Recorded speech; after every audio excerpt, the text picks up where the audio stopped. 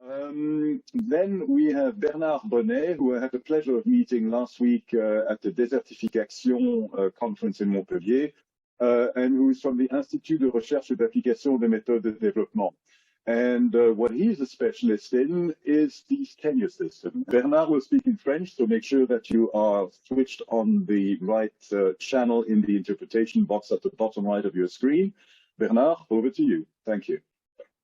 Oui, merci beaucoup. Merci Patrick. Thank you very much, Patrick. Sorry for being late in this meeting. I was busy. I will quickly say something about my area of expertise. I work on land security and pastoral security, especially in West Africa and Northern Africa. I'm not conversant with other contexts. I don't have much knowledge on Eastern Africa. We did many works at Iran. I work with the Institute of Development, Methods of Development. I work on the question of security in the agropastoral system. That has been discussed, especially concerning the regeneration of land, the regeneration of the environment. Because we did so many things in that area. Mobility is an important tool for resource mobilization. So this regeneration actually is really observed by various works that we were able to carry out in Niger, and more very recently regarding the evolution of linear in the landscape in the Mauritanian southern part of Mauritania. We can see there is a landscape, but there is also a very high regeneration of linears. But I think we have to focus more on the contribution of pastoral systems regarding the care or management of those species and the regeneration of natural environment. I had 4 things that I wanted to talk about, if you can give me the time. The first one is when we talk about tenure, what's pastoral tenure? What are the evolution of political policies that we can see? Public policy that we see in West Africa. Despite all those policy evolution, we have some key factors that are that force us to reinforce the adaptation dynamic regarding the policies. We have some few modalities tenures regarding pastoral matters. For example, we have ecosystems and pastoral systems, good ideas or less good ideas. And we can, perhaps later on, we can settle on some elements of commitments of some countries of West Africa on the improvement of public policies. So regarding the question on the usage, right of usage at pastoral level, there are some very interesting work that were carried out in West African recognition on acknowledgement of those systems. These are systems that are somewhat specialized because they are based on the consumption of those range lands, and also we have the valorization of those residues. We have the strengthening of complementarity of these systems. So we can see that there are certain elements that we have to keep at the back of the mind in terms of economic importance, the economic contribution of those pastoral systems of West Africa. If, for example, we take the GDP of ECOWAS, which is estimated that the mobile system, pastoral mobile system, contributes between 40 and 60% of the internal of the GDP of the West African region. So this is quite tremendous, with the mobility that actually can change and has a diversity between systems and communities, but also with a daily mobility. I would say those range lands and where we have land policies, land laws that are either priority laws because we have an anchoring, a land policy anchoring. So we also have the negotiation of third parties when you are passing through those territories to exploit the lands and so on and so forth. We have a seasonal transhumancy. We have the diversity.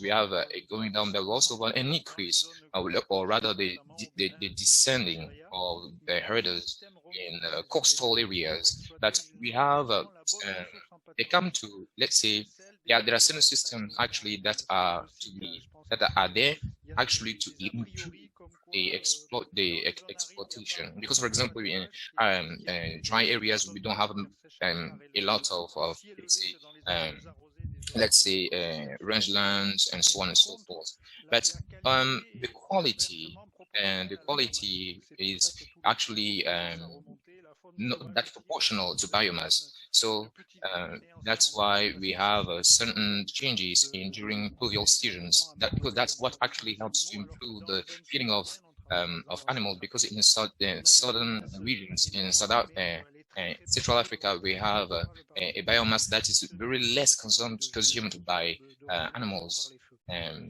even with the technique of regeneration by fires. And regarding the pastoral regimes, they're based on the exploitation of common resources here, because trees also are part of those species. And all of a sudden, it is a fundamental element of the pastoral, the understanding of the pastoral places. We have priority rights. We have mechanisms of reciprocity that actually allows or makes it possible to go through periods where we might be, have some certain priority law on certain areas, and also we can welcome certain herders during dry seasons or rainy seasons, because if we exclude certain herders in those spaces where we implement those priority rights, it might happen that next year, in the years to come, we might not have some rain. So if you've been exclusive in certain places but you don't negotiate, it will be actually very hard. So it's very important. And the second fundamental factor of this hierarchy of land laws regarding those landscapes, it's the complementarity between farmers and herders.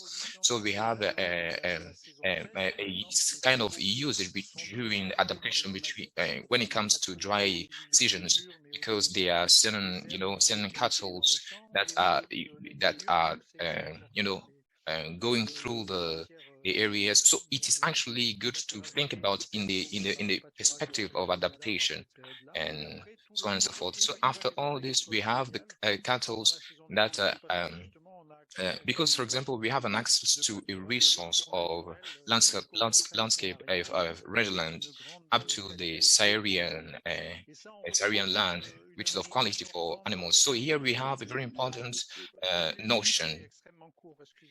You are left with 2 minutes. It's extremely very short. So just to talk about the factors of radical changes, these are factors of the increase of demographic growth and extension of countries in pastoral areas, rangeland areas. So this is a very key factor. And to this, we have climate change. But climate change, that's not necessarily negative. When we take a look at West Africa, we might come back to it if you have questions.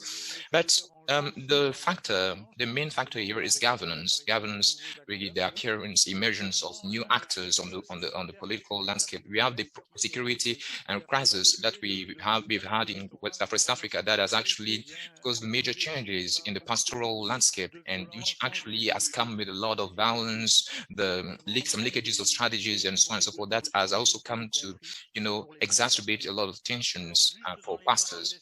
So regarding management modes, what we've worked, that seems very important. Of course, there is a whole spectrum of policies that is there, because we've seen that the pastoral herding or cattle breeding is not really, really productive and so on. But we have studies that were carried out that actually showed the inverse, show the contrary, that they are really productive, that they are really important. And talking about, we can see that when mobility is irrespective, we can make analysis of the pastoral landscape in terms of mobility. We can see that there is a contribution, there is a high contribution to the production. It integrates carbons in soils. There is a reduction of greenhouse gas, and there are initiatives that are very interesting that were supported within local regulations that were being put in place. Namely in certain countries like Niger with a rural code, quite interesting one. We've also seen Mauritania having a pastoral code that actually acknowledges their possibility of users to come together, organize themselves, federate their efforts to elaborate conventions, make draft management policy of those lands, and this based be recognized as key actors of local land management. These are initiatives that we've worked a lot in Mauritania with an ecological follow-up that shows that there is a positive impact regarding the regeneration of meadows through this decentralized management, and all the work regarding social agreements, which is quite important, the development of approaches based on negotiated rights and also local rights, which is very important. And also a last dimension that's quite developed in experiences and current project in West Africa. It is a question of transborder between dialogue between collectivities at the level of the borders, because the question of the closure of borders regarding pastoral mobility is a real element, a real competence. And so to bring it to a close, I would like to say that there was a quite important event in November 2021, and where several actors mobilized,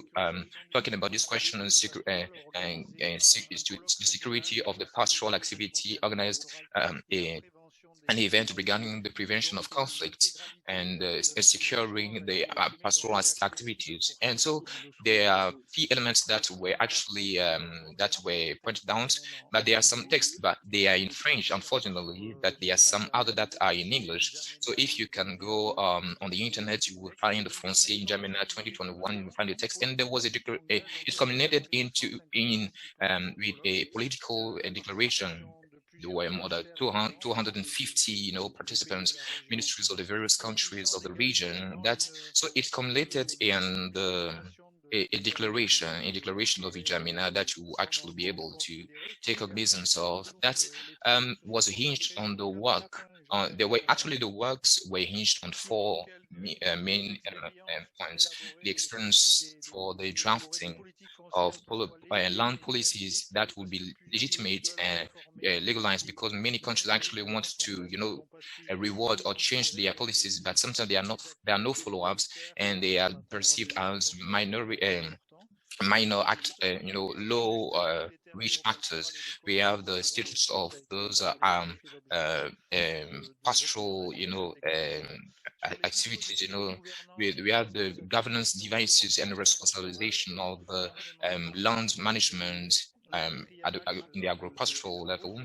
We have the mechanisms of information and rights defense of herders and farmers, because it is also a key component for the better governance that can actually help regarding mitigation of conflicts and so many things.